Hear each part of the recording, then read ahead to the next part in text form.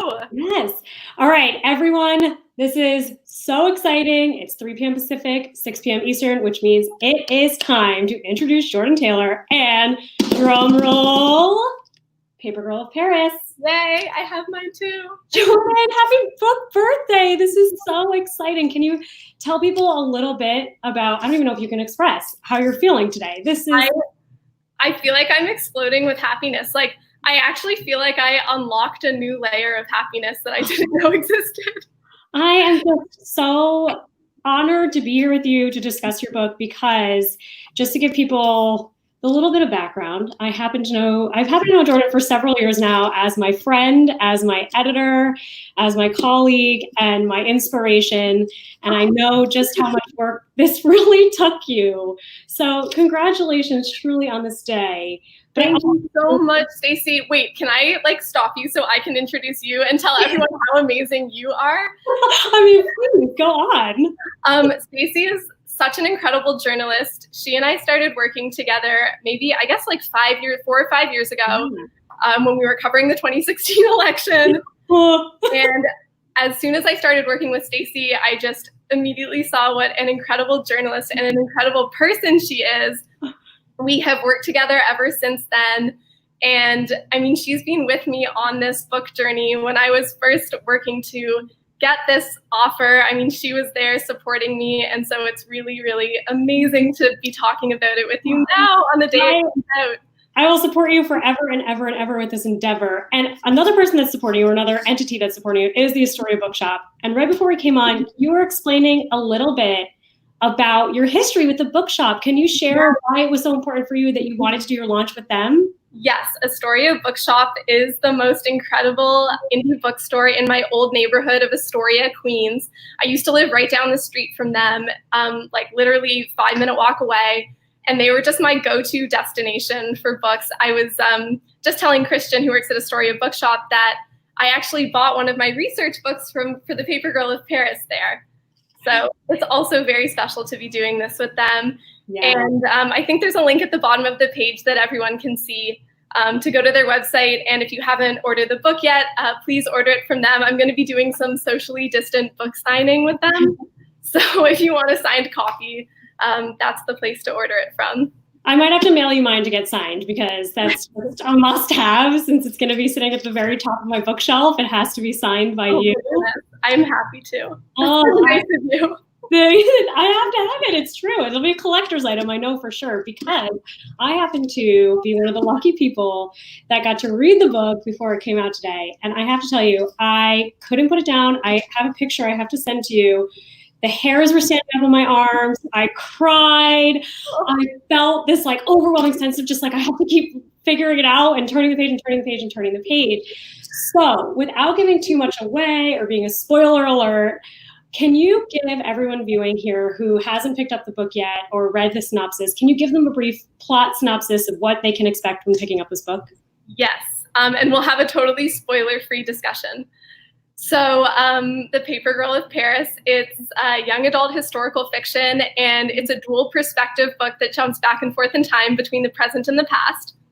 So in the present, you have a 16-year-old girl, Alice, whose grandmother dies and leaves her this secret apartment in Paris that nobody knew existed. And when Alice and her family go to Paris for the summer to check it out, they discover that it's basically a time capsule that has been locked since World War II. It was completely abandoned, and Alice immediately knows that she has to figure out how this apartment got abandoned, what happened to her grandmother's family.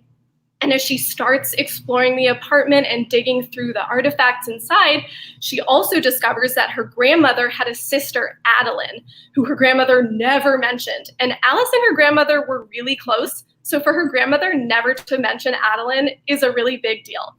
So as Alice starts to figure out, the story behind these secrets, we jump back in time to Nazi-occupied France. We meet Adeline.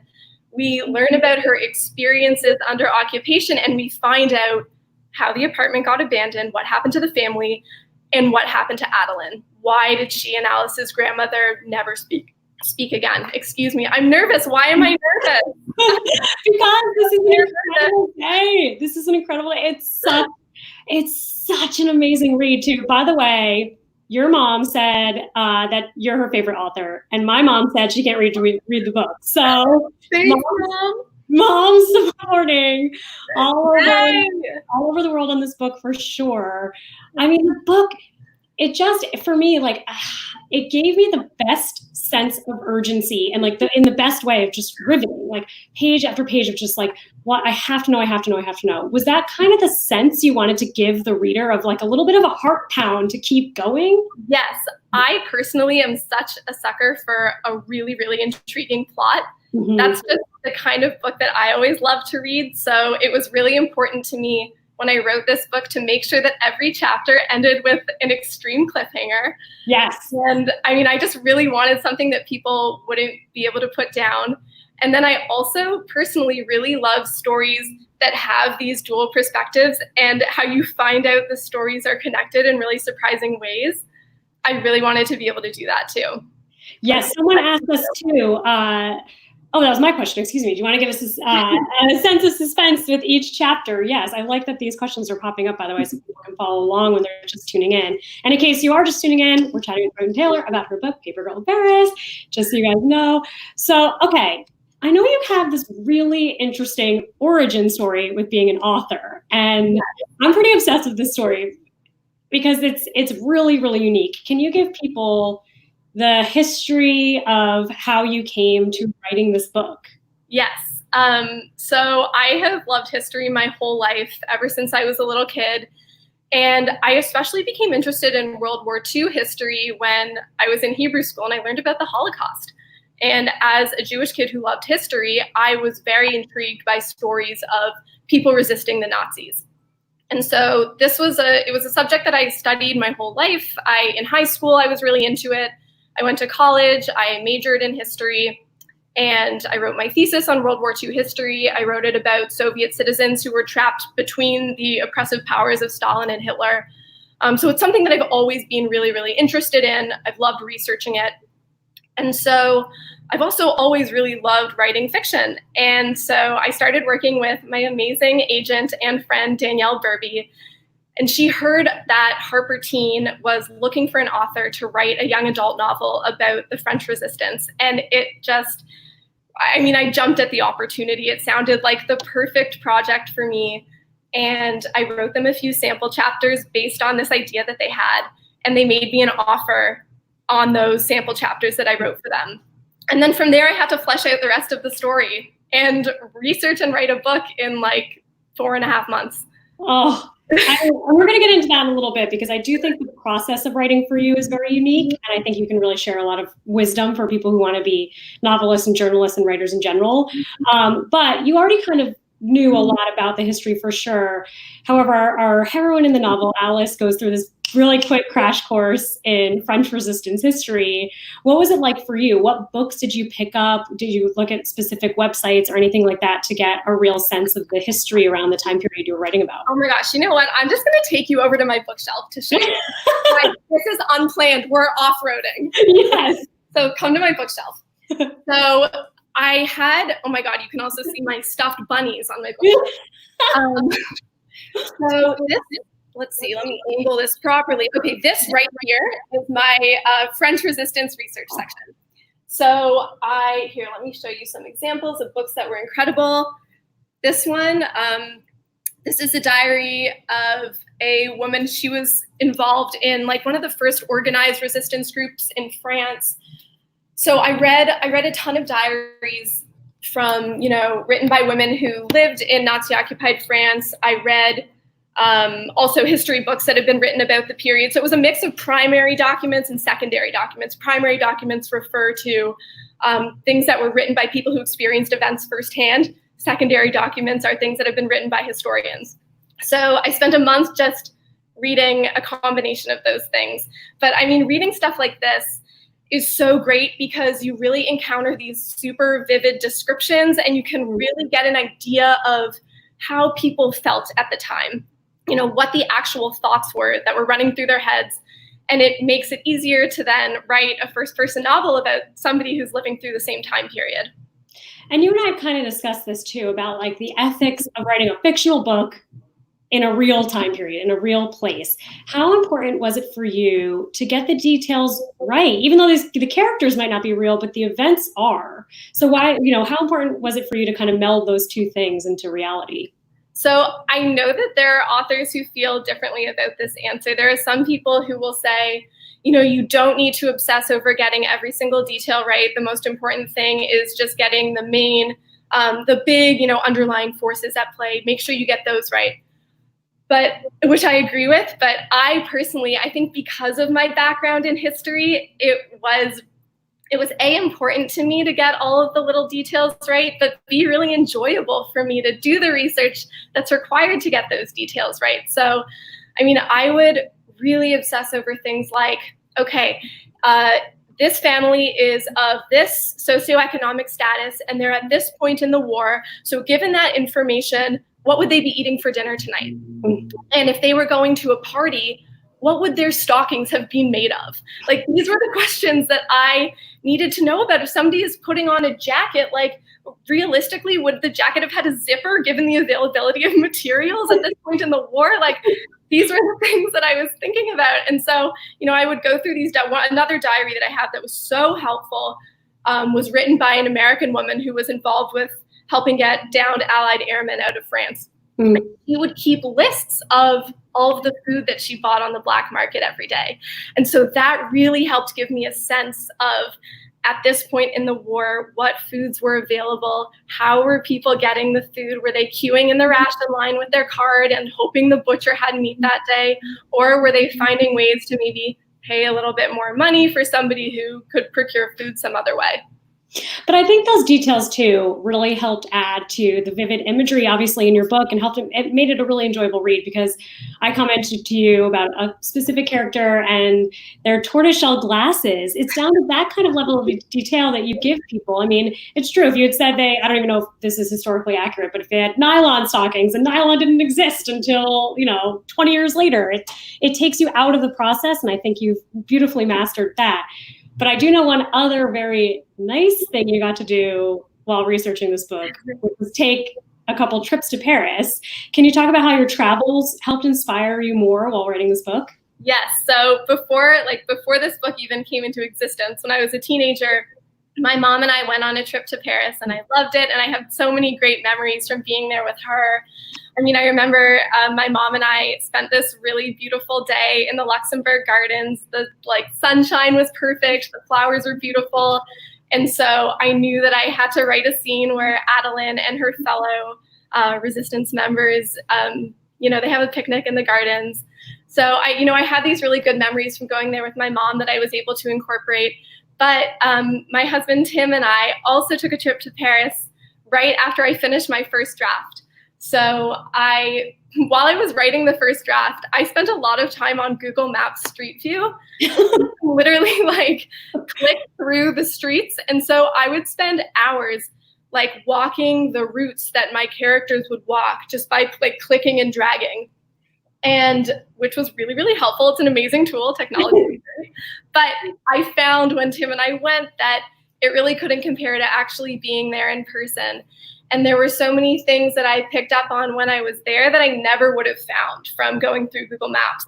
So we were walking down the street one day in the neighborhood where Adeline's family lives. And I looked through some cracks in the buildings, and I realized that you could see Sacré-Cœur, the famous church, through the cracks. And I was like, I need to incorporate this detail into the book. And that's now actually in the opening scene of the book, is Alice and her family driving to go explore this secret apartment. And she looks out the window and notices that she can see the church up on the hill. So amazing. It's so amazing. It's obviously everyone's favorite city in the world, but it's just a place that is, a take your breath away kind of destination. So getting to be able to go and visit while writing this book is a true gift, I think, for sure. I want to wait. I'm seeing these comments pop up, and I just saw that my high school English and creative writing teacher, Norm Reynolds, is here, and he says he's so excited. Norm, I'm so happy that you're here, and I am so happy that you're reading this book. You reading this book is more pressure than any reviewer reading this book. In my New York Times, it's all about Norm. writing teacher has to like this book. That's all I care about. I mean, he definitely will. This is like a summer must-have. Summer absolutely must-have. In the book too, I mean, maybe honestly, your teacher probably helped you shape you as a writer and being able to tackle subjects like this, because in the book you talk about difficult subjects like depression, and was there kind of a level of research that had to go into how to write about that in the same way writing about history? So that was something that I personally wanted to bring into the book because of my experience as a health reporter. I spent, when you and I worked together at Mike, I was doing a lot of health reporting there. And it was always really important to me to report stories on mental health that helped normalize it and helped break the stigma. And I just talked to so many experts in the field and people who had experienced mental illness. And, a common theme that came up, not just in my reporting, but also in my personal life. I've experienced mental illness. People that I know and love have experienced it. And so just this recurring thing that has come up for me is that not nobody, but a lot of people don't know how to talk about it. And a lot of people are so well-meaning. They want their loved ones to feel better. They want to see them happy, but they just don't know the right words. So, that plotline came from personal life, and it came a lot from the reporting that I've done in the past. It's very well done, and you can tell it's meticulous care with this detail as well. And as the Astoria Bookshop, by the way, just commented, if you guys have questions, make sure to be putting them in the chat. We will definitely get them to Jordyn. I think she can see them. I can see them. Yeah. They're popping up. Yeah. You can both see them. So please, if you guys have any questions about the book, about the process of writing the book, about how Jordyn happened to tackle writing, she's a really open person. So I think she'll be happy to. I also just really miss social interaction. I've just been sitting in this room for months. Yeah. So this is the best we're going to get. You might as well take advantage of it while we're here. Okay, so constructing a book. Now, you and I are both journalists, so we really go with this is the person, who, what, where, when, and why, right? Yeah. With writing fiction, it's so different. I have no idea about this process. You mastered it. But can you talk about, while you're plotting out a story, what came to you first, like the plot line or the character development?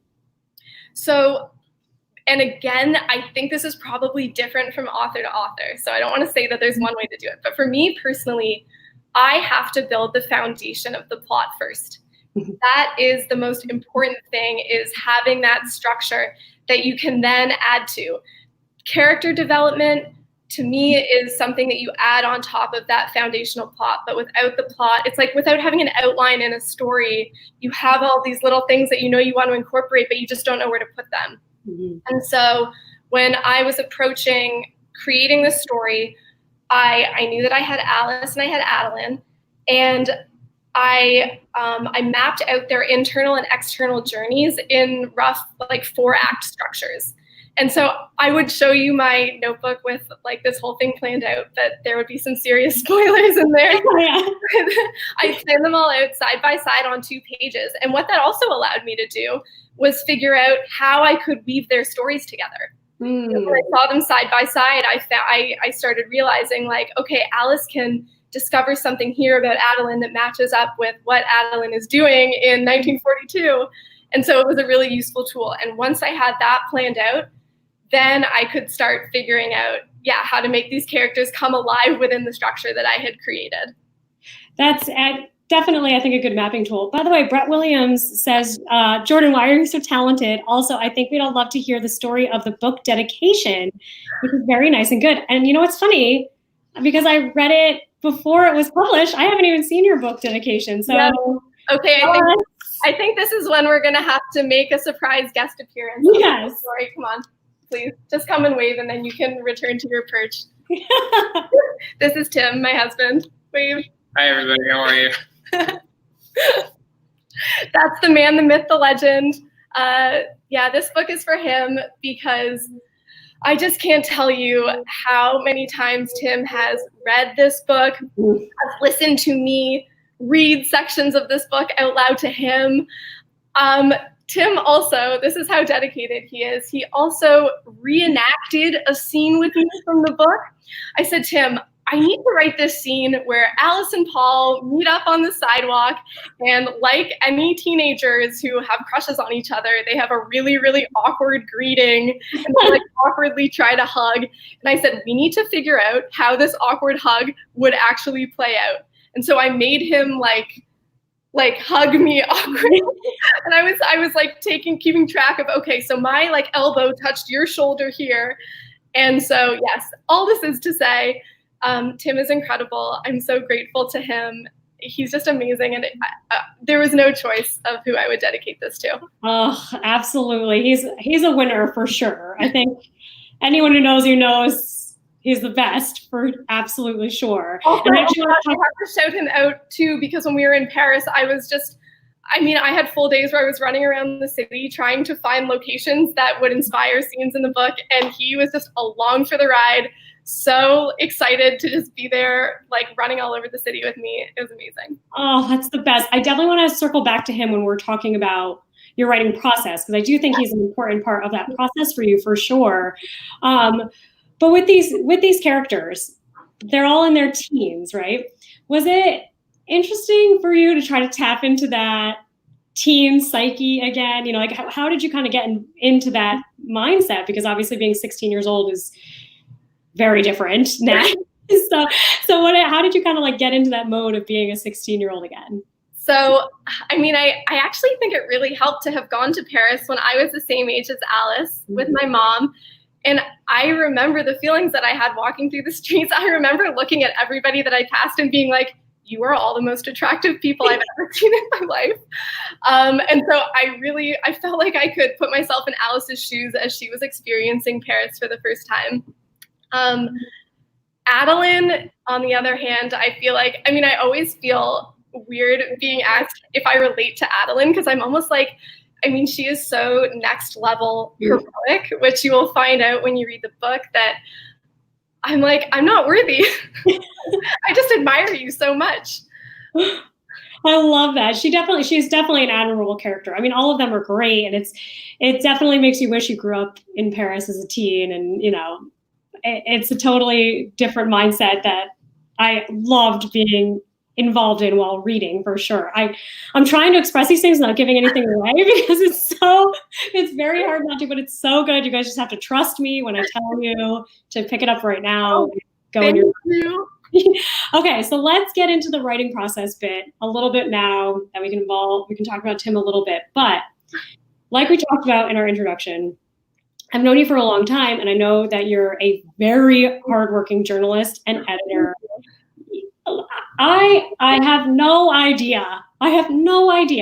How you are a full-time editor. You write for like every issue. You're always doing all these things, and then also fit in writing a book. Can you talk about how your days and weeks broke down over this 4-month period to write a book as well? How did you manage to do all of these things at once? Yeah. So I think people sometimes are surprised to learn that I have an extremely mathematical brain. Like, I think in numbers and percentages and statistics and fractions. So when I am faced with a project like writing a book in such a short span of time, I really start thinking about how to optimize every minute of my day. So with this book, I spent a month just doing straight research. I really, really wanted to fully understand the world of the story so that when it came time to write, I was there in the place. I could already see the world that my characters were living in.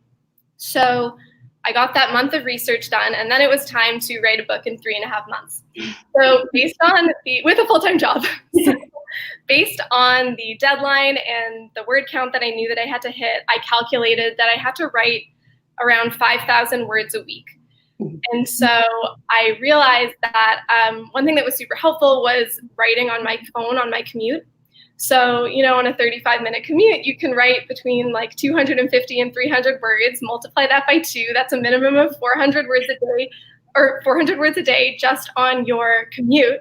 Multiply that by 5, and that's 2,000 words in your work week just from your commute, which means you only have 3,000 words left for the weekend, split between 2 days. That's only 1,500 words on Saturday and Sunday, but you can lessen that if you also write in the evenings when you get home from work. So, these are the things that I would think about. And so I would often write for, a few hours in the evening, like before dinner. And that is how I got it done. Oh, some other things that I did. One thing that was super helpful was plotting it all out before I got started, because that saved me from writing myself into a corner and then having to backtrack. That was great. And I bought myself little presents every time I hit another 10,000 words. So I would just like do something fun for myself. Just like a little treat yourself day.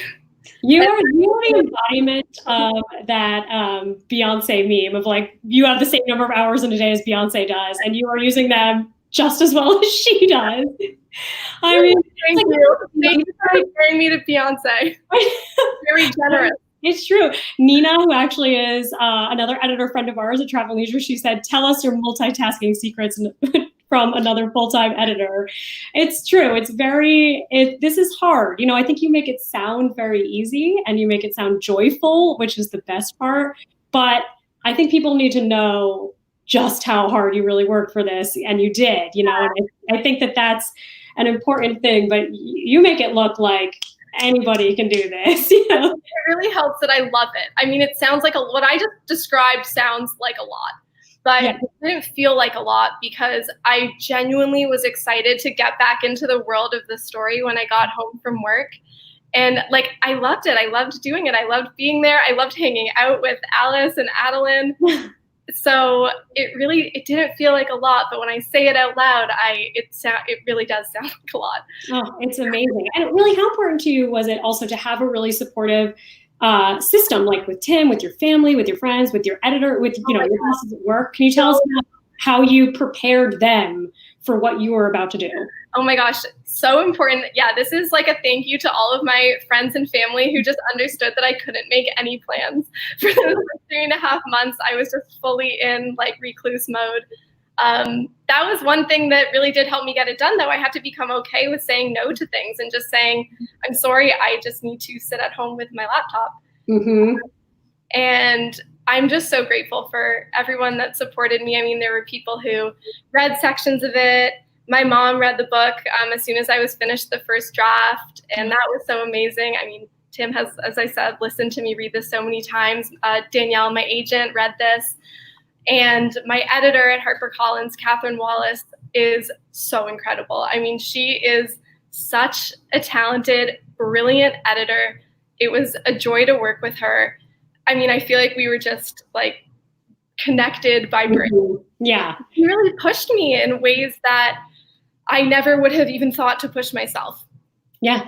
Did you use any apps or trackers or anything? I know it's a really big thing for some writers is to use tracking apps. Did you use any of that and things that people could also use if they're attempting to write their first novel? No, I actually didn't. I keep everything in my head where the numbers are running constantly. So I don't think I used any apps. I sort of felt like I can't deal with another thing on top of all of this.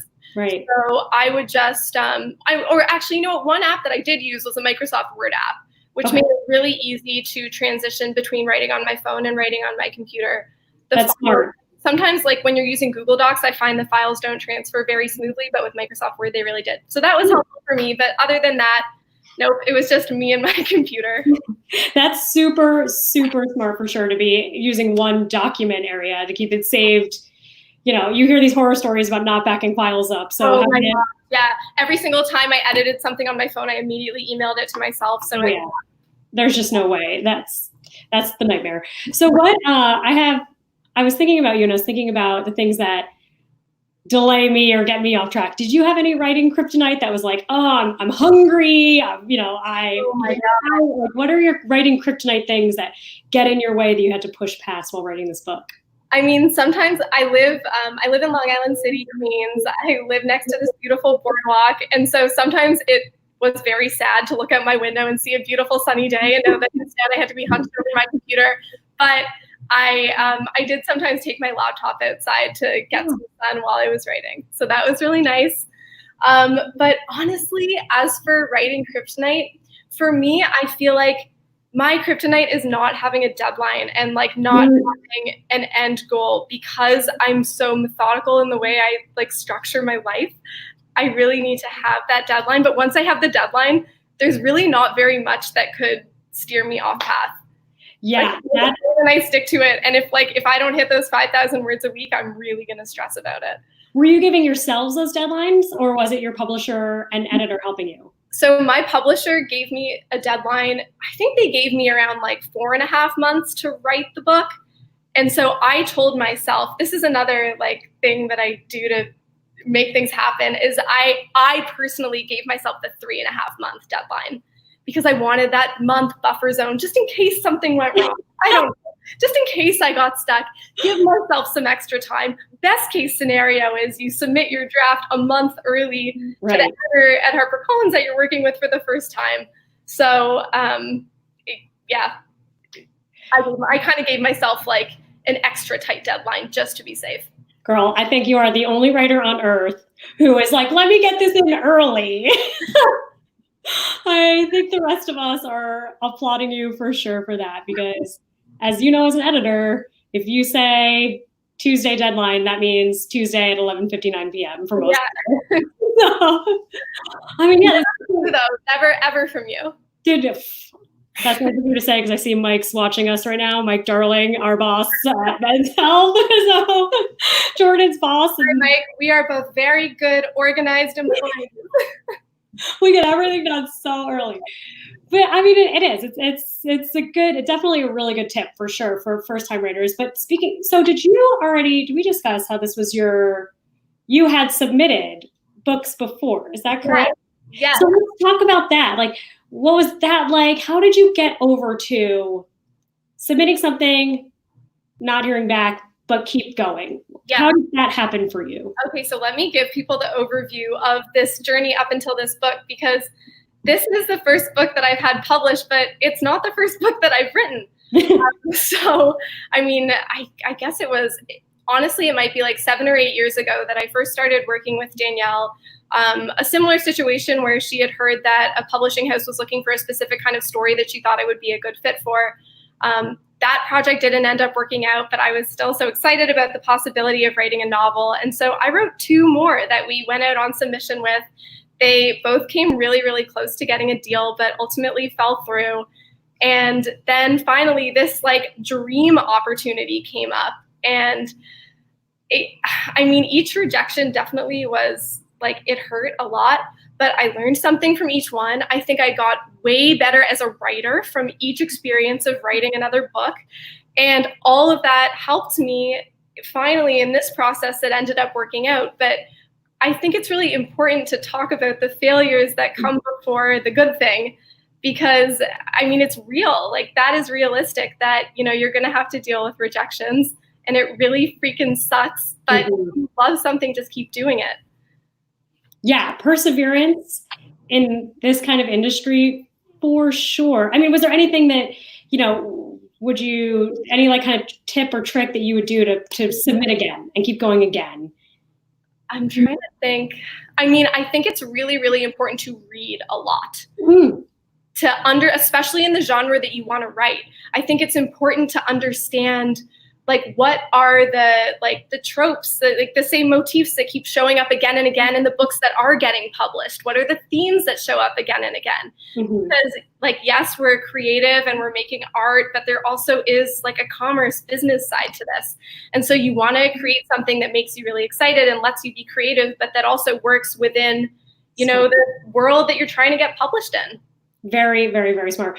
By the way, Mark Darling had a really great question. I'm very curious about this as well. Was there a character or scene that you hated to cut from this book?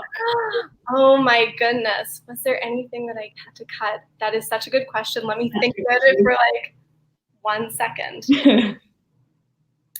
So it's hard for me to answer this question, because there are some writers that they will write a really, really, really long draft, and then their revision process is more about cutting it down and scaling things back. Whereas I'm the kind of person who I build my foundation, I build my sturdy house, and then my revision process is about decorating the house and adding things on top of it. So there actually isn't a lot that I had to cut. You had asked me this question before, and I was trying to think about like what I really had to cut, and I can't think of anything.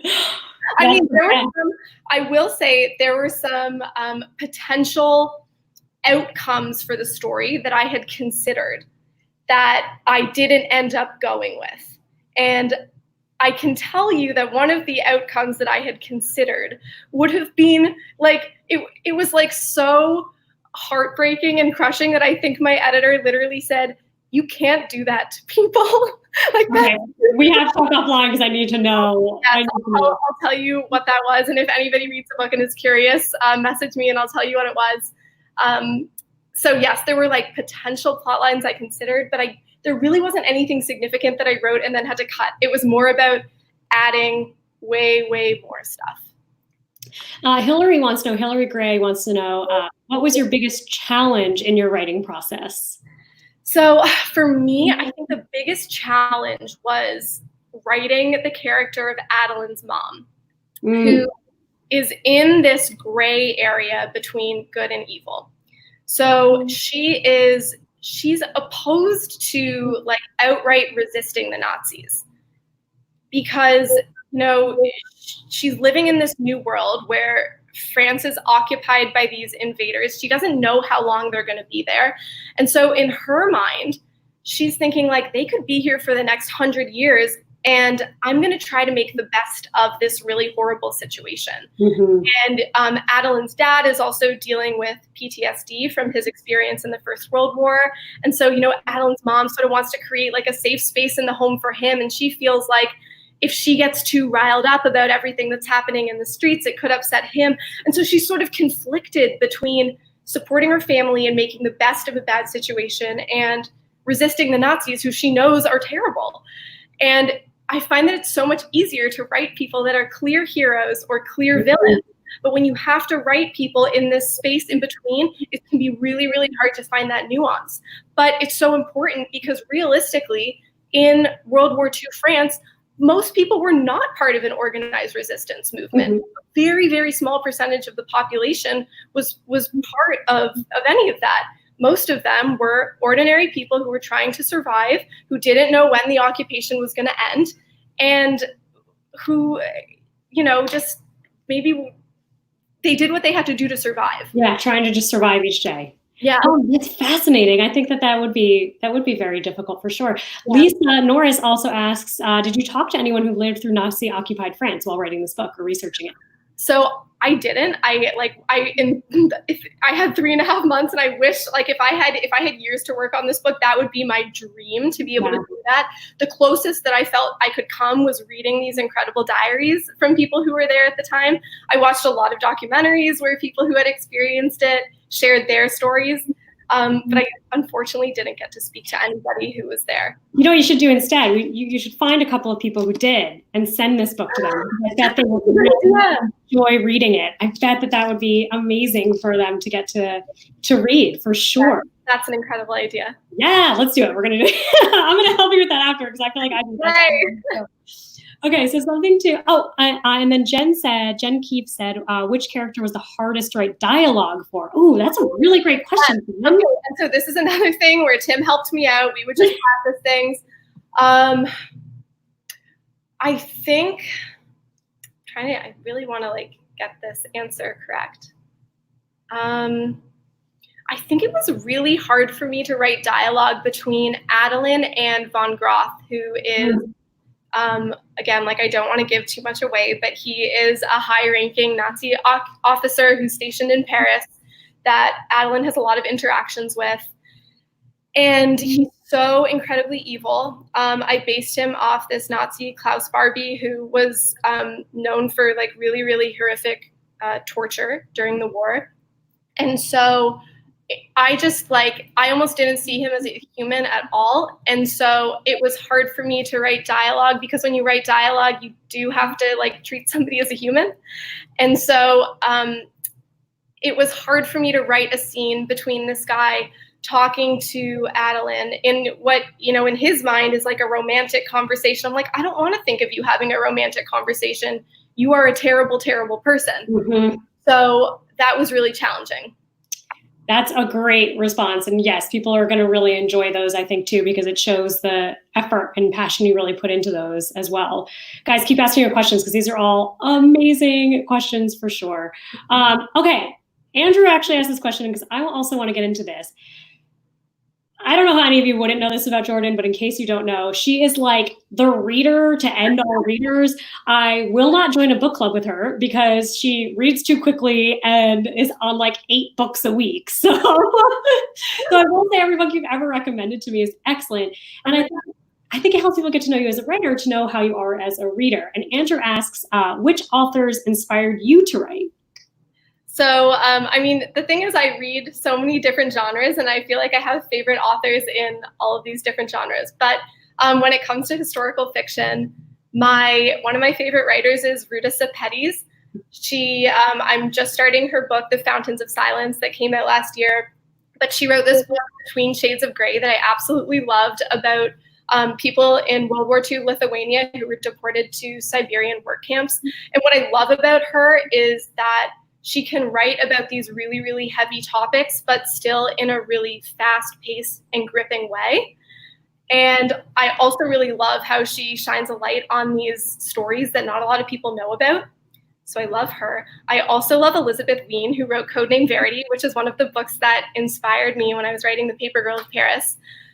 Name Verity is about, it's another dual perspective YA novel about a pilot and a spy whose plane crash lands in Nazi-occupied France. The spy gets captured and the pilot goes on a mission to try to rescue her. And that book is so good, and there's like a really crazy twist. I would really, really recommend it. And then in the adult historical fiction space, I love Kristen Hanna. I'm sure like 50% of the people on this broadcast have had me scream at them to read The Nightingale, which is an incredible novel that takes place in Nazi-occupied France about a woman who helps ferry Allied airmen to safety. It's so, so good. She's another writer who just creates these really, really gripping stories. And they also pack an emotional punch. I say that her books are like just continuously getting like hit with a hammer, but you cry, but you love it and you want to get hit with a hammer again. It's really, really messed up. It's the best kind of book though, right? Like to make you feel something so strongly and so passionately, for sure. If it's not historical fiction, what else do you like reading? Oh my goodness. I really love Liane Moriarty, who wrote Big Little Lies. I've read all of her books.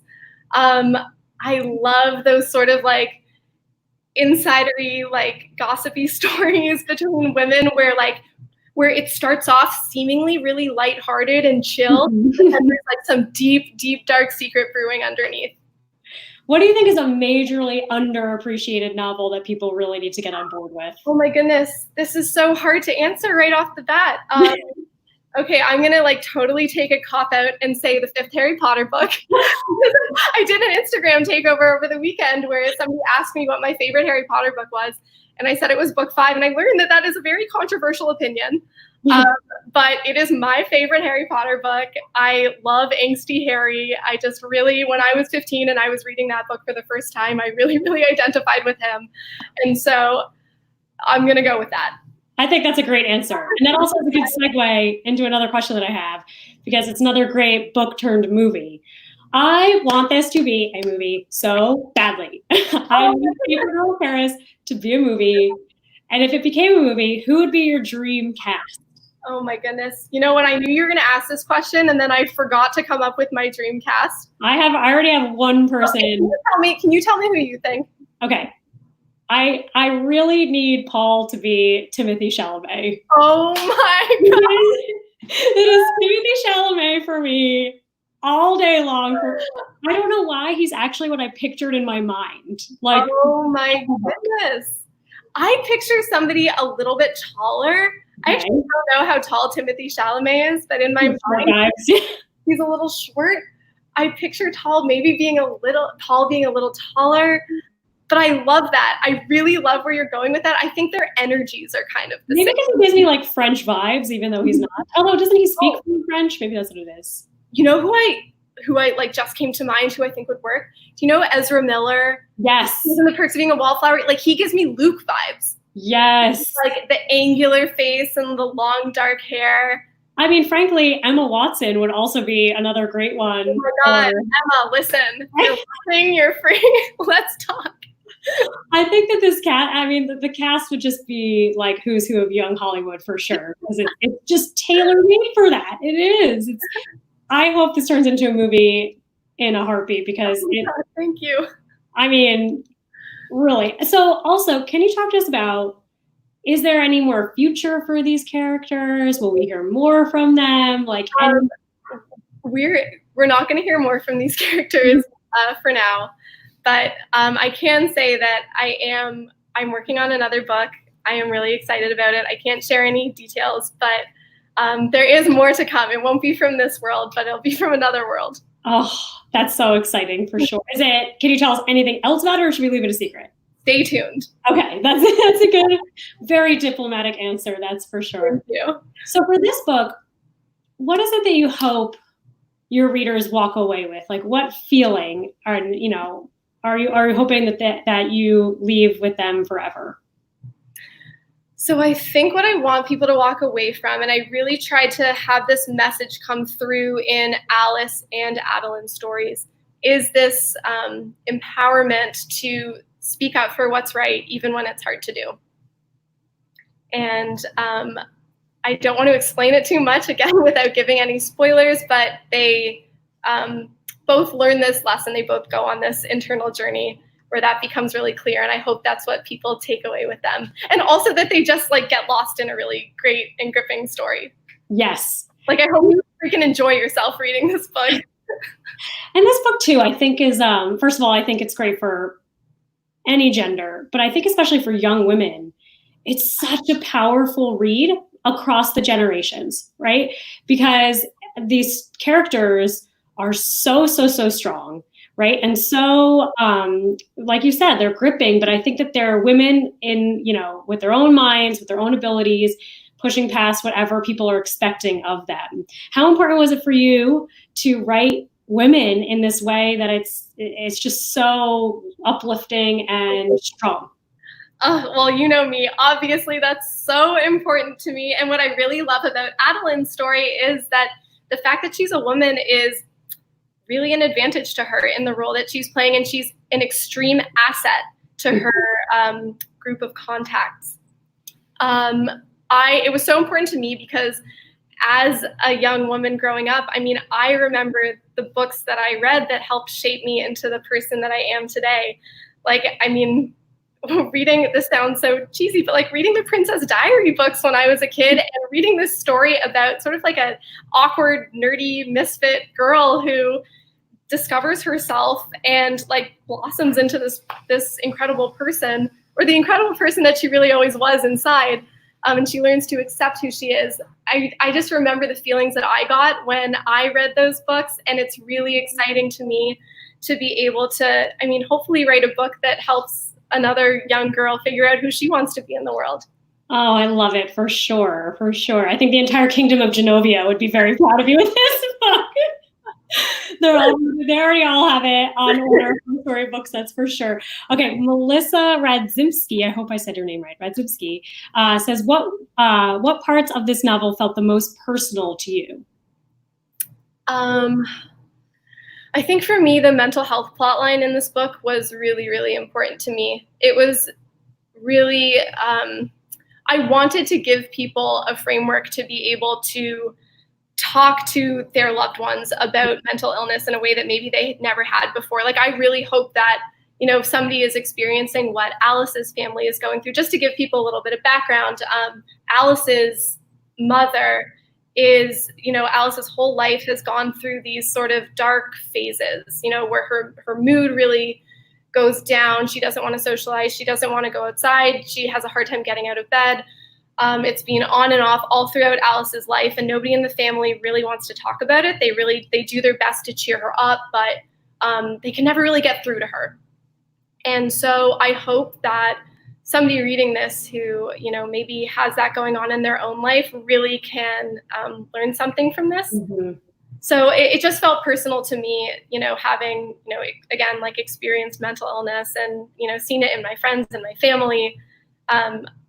And when, I was thinking about when I was crafting their stories, what is a way that Alice's story could parallel Adeline's in some way? And what is a way that I can also have Alice stand up for, for what's right, even in really difficult circumstances? And it was, doing a mental health plotline was the clear choice there.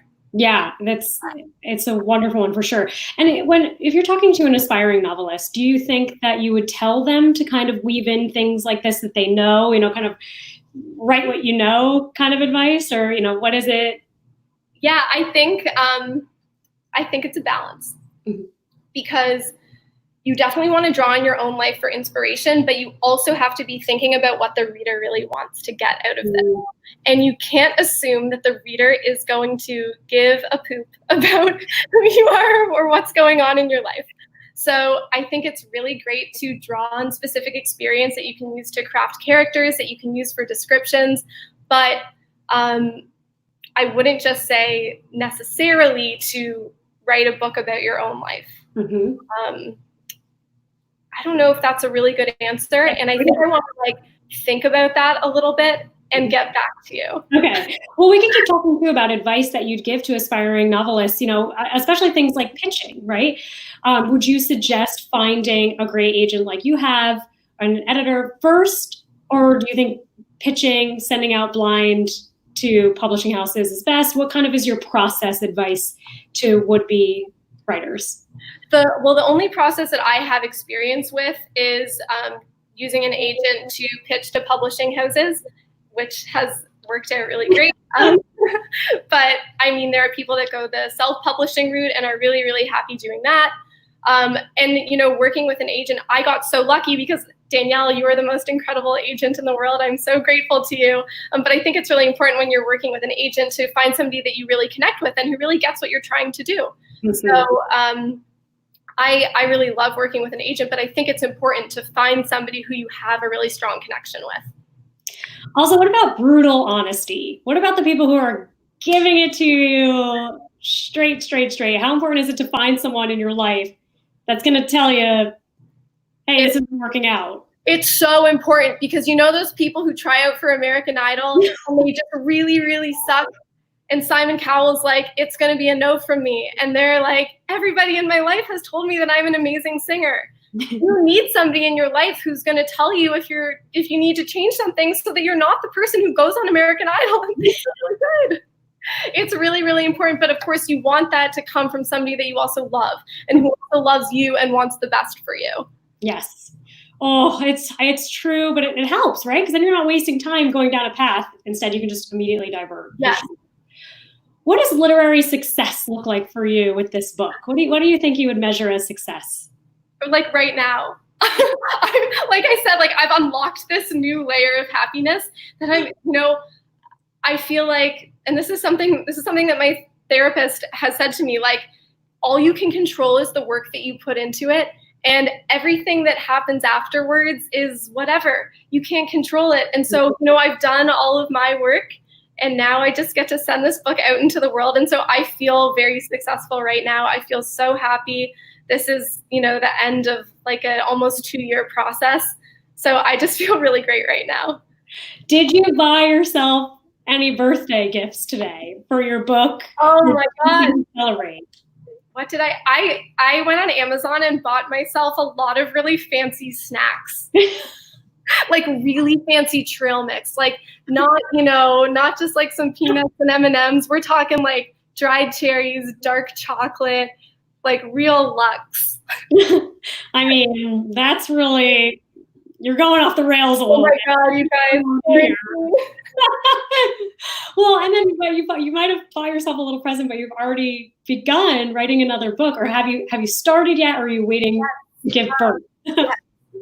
I am in the process. I can't say too much, but yes, I'm in the process. The wheels are turning. What did you learn from your last writing process that you've either switched or done more of this time around? I definitely learned, I'm working with the same editor, so I learned the kinds of things that she's looking for. I know when I'm writing dialogue or I'm writing a description, I know when she's going to want me to go a little bit deeper and add some more layers. And so I got to the point where I could almost anticipate some of the notes that she was going to start leaving. And so I could almost address them before I even turned a draft into her. That's really great. I feel like the more more you keep working with the same people, you kind of get to know that. I know about you that if I ever write in passive voice, I'm dead to you. So I never. But I've ever gotten. Well, we also only have a couple minutes left. So by the way, guys, if you have any questions, please get them in now, because that's we've only got a couple minutes left with Jordyn. She'll never answer any of your questions ever again. No, I think she would probably answer your questions if you slid into her DMs on her many social media outlets and all of that, right? Yes, always. Please message me. I like talking to people. Justin Harris gave a great question. What were some other working titles you considered? Justin is asking this question because he was in the group of people who were helping me brainstorm a title for this book. And Justin was only suggesting the absolute most ridiculous things that I don't even know if I can repeat in this interview. Things like, they were basically riffs on like classic YA novels. I think one of them was like, "Are you there, God? It's me, Adeline," like stuff like that. So Justin, what I would say is that I just really, really respect your enthusiasm. As a theater director told me once, "I'm happy that you made a choice. It was just the wrong one." I love it too. What was the process too of like the cover? Did you have a say in kind of what it would look like and how it would be?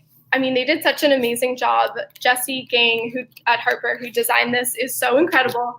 I talked about them with some general imagery that came up in the story, and then they put this together, and I immediately was like, I love this so much.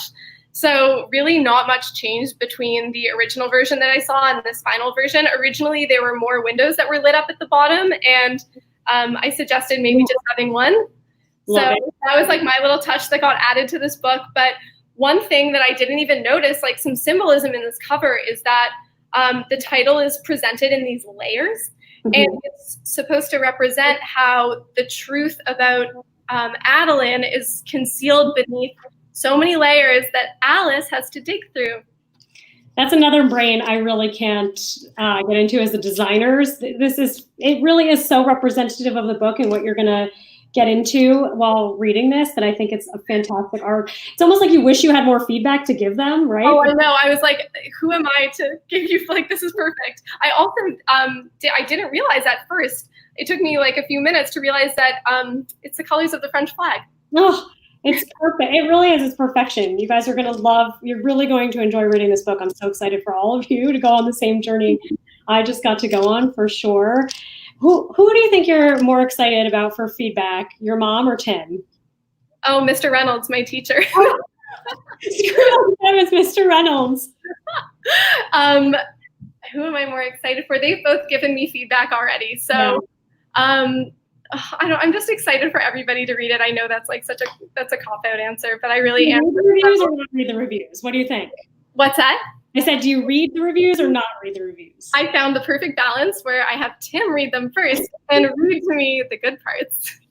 Although I know this has already been positively reviewed in Glamour and Refinery 29, it's been listed in, where it's been everywhere. It's already been everyone's summer read list. It was in 17 and CNN, Marie Claire. I'm just so grateful. Is it meaningful to you to have feedback like that as well?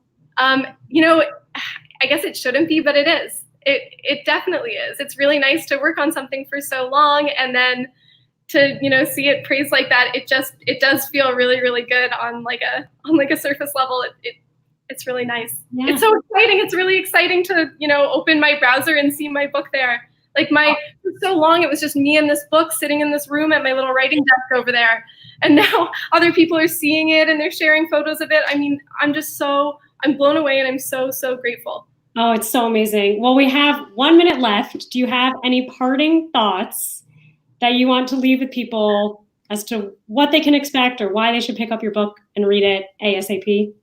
I mean, if you love a really gripping story where family secrets slowly unfold, this story is for you. If you love history, if you're a mental health advocate like me, this story is for you. Please go ahead and order your book from Astoria Bookshop. They are a wonderful, wonderful local New York City business that I just love so much. And I'm just so grateful to everyone. I'm so grateful to you, Stacey. Thank you so much for doing this. You are incredible. And thank you, just a big thank you. I really just can't say that enough to everybody. Thank you for watching this too. Oh, thank you for having me and everyone. Get it.